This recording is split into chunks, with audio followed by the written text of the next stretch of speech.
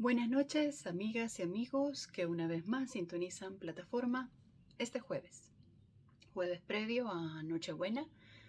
Quiero mandar un saludo bien grande a toda la gente que nos sintoniza desde los diferentes lugares del país, a Tony Saracay, a Fran Moreno, a toda la gente que desde Canadá nos está también sintonizando en relación con todos los programas que estamos realizando. Agradezco profundamente todos los comentarios que nos hacen realmente reflexionar en relación con cada una de las ideas que acá se gestan, que acá además se retoman desde todo ese ejercicio de ideas que a lo largo de la historia de la humanidad se han venido también desarrollando, hay que decirlo también, tal cual, ¿no? Muchos abrazos para la gente que también nos sintoniza desde este continente, en especial para Chile, que tuvo hace justamente el fin de semana anterior su segunda vuelta y que tiene resultados específicos. Ya vamos a llegar a ello porque este programa es para conversar sobre elecciones. No hemos desarrollado ningún problema sobre elecciones en el continente y creo que vale la pena dedicarle unos minutos. Un abrazo también hasta Europa, hasta donde nos sintonizan en Europa y en el resto del mundo. Para la gente que desde El Salvador también se tome el tiempo, el espacio para poder reflexionar en conjunto, para poder dialogar, conversar, enhorabuena. Este es el espacio, este es precisamente un tiempo que nos podemos dedicar para platicar, para conversar, para colocar determinadas ideas y que vayamos generando un mecanismo de debate que nos permita también avanzar, reconocernos, conocer, saber las circunstancias históricas del continente, reconocer las condiciones que existen en El Salvador, conocer los actores que también tenemos en el país en relación con todas las decisiones que se toman, con todos los ejercicios de participación política existente, entre otras tantas. ¿De qué vamos a conversar hoy? Pues precisamente vamos a platicar de todas las elecciones o de la mayoría de las elecciones que se han venido desarrollando en América Latina. Y es que América Latina tiene una particularidad muy propia. Es decir, sabemos, conocemos que muchos de nuestros países han estado dominados por siglos por diferentes imperios, por diferentes naciones, por diferentes espacios geopolíticos que tienen intereses específicos de la utilización de la zona territorial para el saqueo específico de bienes naturales desde que se configuró toda esta división internacional del trabajo. Una división internacional del trabajo que, valga decir, que colocó a América Latina precisamente como las venas abiertas, tal cual como lo colocó el escritor, el gran escritor Eduardo Galeano, en un libro muy, muy potente en relación con las causas estructurales de lo que nos convierte precisamente en el sangrado hacia una transfusión permanente para grandes países, potencias mundiales incluso, que aprovechan todo este ejercicio de bienes naturales para la utilización del recurso como tal, de los recursos.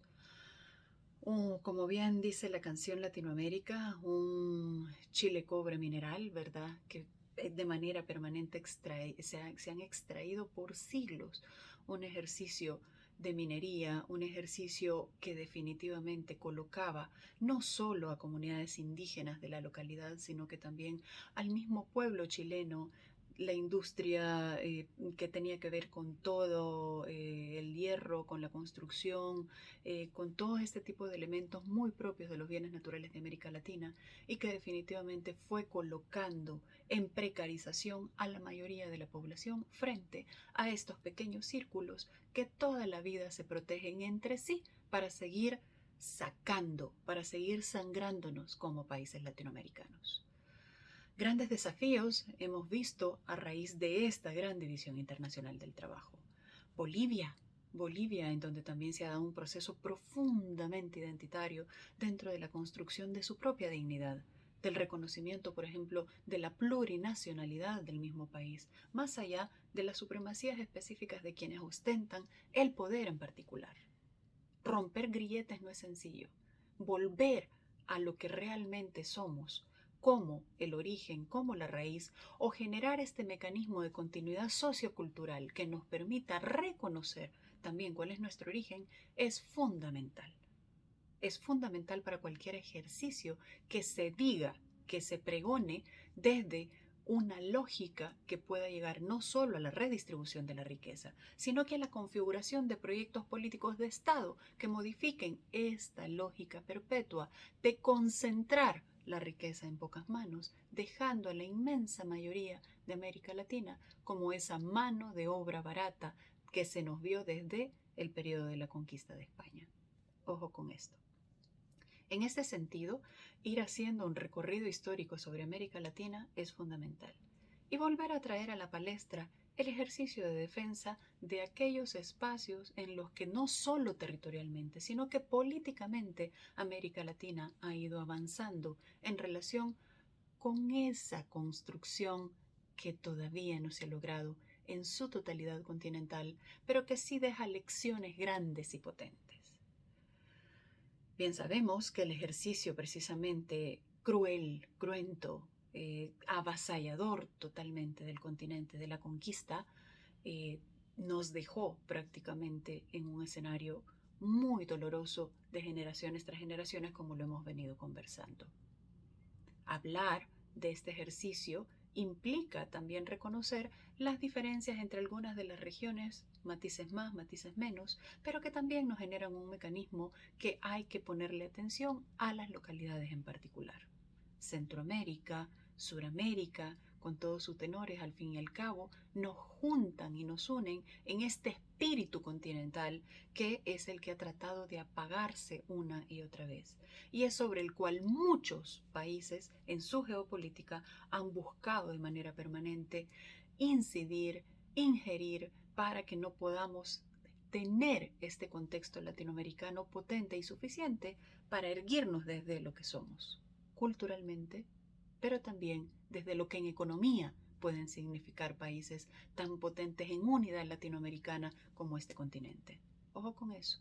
La Unión Europea genera un espacio de diálogo, de discusión, en donde, a través incluso de la utilización de muchos de los bienes naturales, terminó gestando esta gran zona económica, la Unión Europea como tal, que tiene elementos políticos bastante interesantes, discordantes en algunos elementos incluso con Estados Unidos, pero que no rompe con la lógica de profunda explotación de muchos de los capitales de ese origen hacia esa división internacional del trabajo.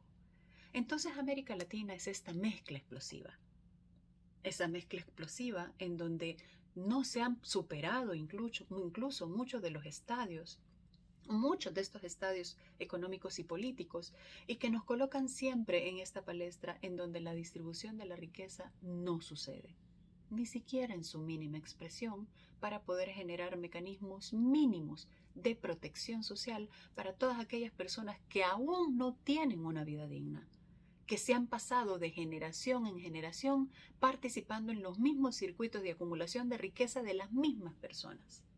¿Cómo rompe América Latina con estos esquemas? ¿Cómo busca espacios en los que pueda construir y enfrentarse realmente a este circuito de construcción de estados diseñados precisamente para ese ejercicio de acumulación de capital y poca distribución de la riqueza? Hay que también comentar que América Latina ha vivido en su particularidad todo este ejercicio de militarizaciones entre los años 60, 70 sobre todo. Los 80, entre los 70 y los 80, muchos conflictos armados precisamente colocaron a esta arista de transformación social y de Estado, que eso es profundamente importante. No podemos hablar solo de políticas públicas de manera particular. Hay que tenerle el largo plazo, la mirada, el aliento suficiente como para saber un proyecto de Estado suficientemente consolidado a futuro que permita entonces esa transformación. ¿Qué hemos encontrado? Pequeñas curitas eventualmente en algunas de las experiencias que lo que nos hacen es, en esta época de la tercera ola de la democracia, generar desgastes profundos en las instituciones. Instituciones que muchas de ellas heredaron incluso vicios profundos de aquel tiempo de dictaduras militares, que nada o poco tiene que ver con el ejercicio de dictaduras militares o de utilización de las Fuerzas Armadas en la actualidad. Y es que desde los 90, un poco antes, finales de los 80, con el gran experimento chileno en relación con la doctrina neoliberal, también se consolidó la base alrededor de la cual estos nuevos actores vinculados con esta doctrina neoliberal sentaron las bases suficientes para este nuevo mecanismo de acumulación de capital. Y vinieron las privatizaciones, y vinieron los ejercicios de profunda exclusión visible, aunque también equiparable, alrededor de todo un ejercicio de luces de neón, en donde todo el tiempo es muy probable que mi aspiracional de alguien con mayores recursos sea compensado a través de centros comerciales, a través de marcas específicas de ropa que puedo comprar a muchísimo menor costo. Esa construcción individual, esa construcción cultural alrededor de la cual se gestó esa base, todavía está latente. Y es precisamente frente a esa doctrina en donde los grandes retos de la izquierda, sí, de las izquierdas, están sobre la mesa. Quiero sacar a colación dos ejemplos de este tiempo, ¿no? De estos últimos meses. Uno tiene que ver con el gane de Xiomara en Honduras y el otro tiene que ver precisamente con el gane de Gabriel Boric en Chile. Dos ejemplos distantes entre sí, entre sus propias características de población, entre otras, pero que comparten ejercicios profundamente interesantes en esta lógica de transformación desde qué aparato estatal se piensa como proyecto como tal. La transformación cultural es clave. La transformación de la población en relación con un proyecto político es fundamental y hoy por hoy lleva a la delantera toda la doctrina neoliberal, que es la que nos tiene en esta profunda desigualdad. Por eso, gobiernos van, gobiernos vienen. Por eso, tanto la izquierda como la derecha sigue tropezando de una forma u otra en sus propias decisiones porque la doctrina neoliberal ha sido capaz de instalarse a tal grado que luchar contra ella también requiere un pensamiento profundo, ideas concretas, ideas que realmente hagan acotarse en este tiempo hacia qué tipo de sociedad que genere redistribución de la riqueza, que genere justicia, que genere empleos dignos. La gente lo que más quiere es un empleo digno, duradero, estable, en donde respeten su condición humana y en donde se puedan generar mecanismos en los que la universalidad esté sobre la mesa. En Chile, que recién acaba de ganar Gabriel Boric, hay que decir dos cosas fundamentales. No es una expresión espontánea la chilena. Debemos recordarnos de los estallidos de 2006, de 2011, que son claves, ¿verdad? Este estallido provocado incluso por todas las estudiantes de secundaria de Chile. Empezó con el pasaje, pero son la expresión de todo el malestar de la población en relación con esas profundas desigualdades no resueltas. El experimento chileno, el gran paraíso chileno en relación con esa construcción de la doctrina neoliberal, se desnudó. Se desnudó totalmente a través de generaciones muy jóvenes que lograron gestar su lucha en un ejercicio de identificación con otras causas totalmente desnudadas a través de ese círculo de exclusión de la doctrina neoliberal. Y es que ahí es donde tiene grandes retos las denominadas izquierdas. No solo en un ejercicio de alianzas específicas, sino con la capacidad concreta en democracias de generar las condiciones suficientes para la transformación estructural que se requiere y que va a encontrar los límites de manera permanente, porque América Latina, como hemos visto, ha estado construida a forma, a talla y a espacio suficiente para esas grandes acumulaciones de capital, para esas grandes inequidades. Y cada vez que viene un proyecto político de alguna, digamos, mirada precisamente de reconfiguración de las derechas o de la derecha, que es mucho más monolítica, digamos, sí encuentra un eco potente alrededor de los países que somos en Latinoamérica. Boric representa el ejercicio entonces de la lucha continuada de una generación que logró gestar desde la inconformidad. 2019 encontramos nuevamente estos estallidos potentes provocados por la medida particular de subir el precio del metro, ¿no? Pero es ahí donde precisamente están estos detonantes que ellos nos llevan a platicar, a conversar, a encontrarnos en este circuito de profundas desigualdades y de profundas inconformidades desde la población. Y Chile salió a la calle. Chile, el pueblo, salió a la calle. Y no el pueblo desde una construcción utópica o desde una construcción en la que realmente el espacio era compartido codo a codo con quienes acumulan capital. Chile es muy clara en su construcción. Están los que defendieron o los que defienden, porque incluso en estas elecciones participó uno de los principales representantes de ese proyecto militar, luego neoliberal en su economía, y que definitivamente puso sobre la palestra, una vez más, aún en alternancias en Chile, esa gran inconformidad de mayorías que requieren ser incluidas.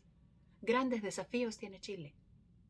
Este ejercicio, este gran fenómeno del neoliberalismo y de las políticas desde Chile, coloca también dos elementos fundamentales. Uno, el cansancio de la gente de estos procesos de exclusión, una vez más. Y dos, la necesidad de matar a una izquierda para hacer vivir a otra izquierda. Sí existe la izquierda, sí existe la derecha. Esos cuentos de que ni izquierda ni derecha vienen bien, vienen como anilla al dedo a cualquiera que quiera realmente acercarse a una lógica de acumulación específica y que quiere aprovechar incluso ese gran vacío alrededor de los debates ideológicos que necesitamos tener. Valga el paréntesis, esta semana se aprobó una ley general del recurso hídrico. Ojo, ojo con la utilización de las palabras en política, son fundamentales, que en su cuerpo dice que no se va a privatizar. Sin embargo, la naturaleza incluso de su nombre ya pone en tela de juicio qué es el agua. ¿Es un bien natural? ¿Es un bien público? ¿Es un bien que realmente tiene que cohabitar con las mismas necesidades? ¿Es un recurso eventualmente que tiene que tener las limitaciones en relación con su uso, su distribución equitativa, entre otras?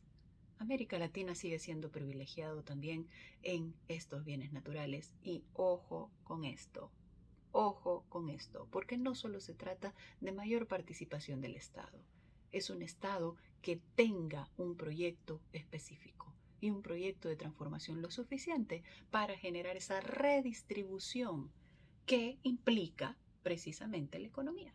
La economía se dedica a esa gran lógica de saber cómo gestionar, cómo administrar todos aquellos bienes finitos. En ese sentido, es muy importante ponerle coco a este tipo de herramientas que se van aprobando. Pueden sonar a bombo y platillo desde las incluso vivencias personales de quienes aprueban estos instrumentos. Pero si esos instrumentos no tienen la retroalimentación de las mujeres que aún tienen que bajar con cántaros con sus hijas, porque tiene rostro de mujer la ausencia de agua. Si no llega a hablar precisamente con aquellas casas, aquellas comunidades en donde ni siquiera saben de la existencia de ANDA, si no logran un ejercicio en donde realmente se tenga una realidad concreta y directa de lo que de manera palpable y cotidiana vive la gente, entonces se seguirán construyendo estas burbujas independientemente de quién gobierne en relación con estos ejercicios de mediana comodidad que poco acercan a las realidades concretas de exclusión que todavía vivimos y que en El Salvador son muy potentes. Hablemos de, en los minutos que nos quedan, Honduras. Honduras ha sido muy particular porque hace 12 años, miren qué curioso, tanto en Honduras como en Chile va precisamente un margen de década, 12 años más o menos, en relación con los proyectos de exclusión con profundos estallidos. En el caso de Honduras, ganó Mel Zelaya con un ejercicio político, digamos, muy vinculado hacia la izquierda, muy relacionado con proyecto incluso continental de izquierda y que definitivamente devino en lo que reconocemos como este profundo golpe de Estado dado en su momento por Bachelet y en ¿dónde estuvo la comunidad internacional en ese entonces? ¿Dónde estuvo la sacrosanta defensa de las democracias, por ejemplo, desde Estados Unidos? Es selectiva, por supuesto, porque hay intereses geopolíticos. Es importante reconocer que Honduras tiene sobre su mesa también grandes desafíos. no solo vinculados con los circuitos de narcotráfico o del tráfico o narcomenudeo que se construyeron precisamente en nuestra región. El Triángulo Norte no es ningún secreto que sea también gestionado dentro de este ejercicio de narcomenudeo, muy relacionado con los cárteles de México y muy iniciado y gestado desde los cárteles también de Honduras. Pero Xiomara tiene también otro profundo desafío.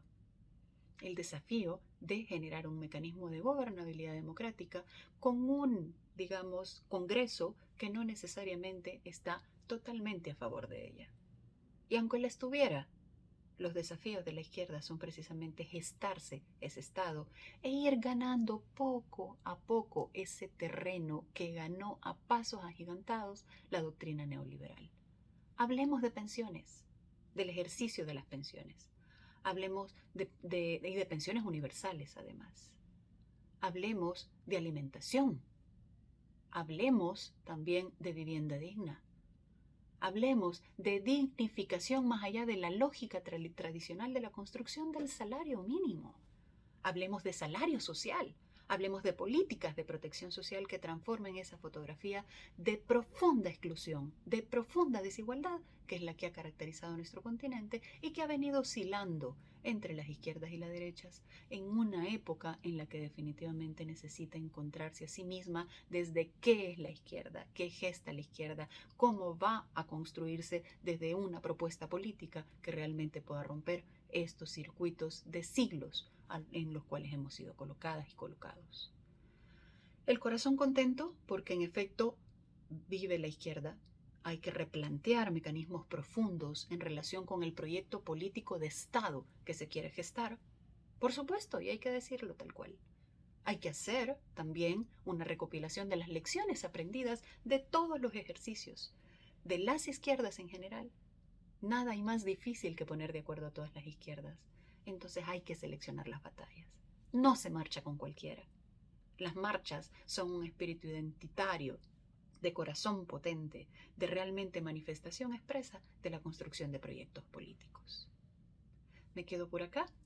Soy Naida Acevedo Medrano. Gracias por dejarme entrar a sus casas. Pasen una noche buena tal cual su nombre le indica, recordando que los ejercicios de equidad, que los ejercicios de una profunda empatía, que los ejercicios de socialización, que los ejercicios colectivos son los que llamaron precisamente a todo lo que el 25 de diciembre también se ha gestado desde una profunda construcción espiritual. Cuídense mucho, un abrazo grande, nos vemos el próximo jueves.